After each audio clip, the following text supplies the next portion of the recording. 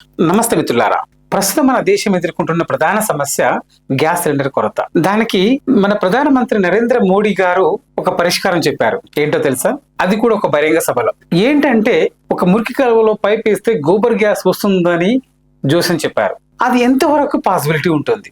Even ఆయన ఆదేశిస్తే ఎంతో మంది సైంటిస్టులు వచ్చి ఆయనకు ఆ విషయం పైన, ఓ పర్టికులర్ విషయం పైన ఆయనకు ఎక్స్ప్లెయిన్ చేస్తారు, పాసిబిలిటీ ఉందా లేదా. కానీ అలా చేయకుండా without any information, without any clarity ఆయన నోటికి వచ్చేసింది మాట్లాడేశారు.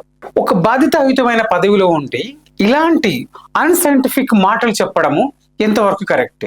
మన ప్రధానమంత్రి గారు చెప్పుకున్నదేమో విశ్వగురు అని, ఇక్కడ మాట్లాడే మాటలు మాత్రం ఒక గల్లీ బాబా లేక మాట్లాడుతున్నారు. ఇక్కడ మనము నరేంద్ర మోడీ గారు మాట్లాడితే మనం డిస్కస్ చేయాల్సిన అవసరం లేదు. కానీ ఒక దేశ ప్రధానమంత్రిగా ఉంటూ, ఒక గొప్ప దేశానికి ఒక గొప్ప పదవిలో ఉంటూ ఇలాంటి అన్సైంటిఫిక్ మాటలు మాట్లాడడం వల్ల ప్రపంచ దేశాల ముందు మన దేశం పరుగు పోతుంది.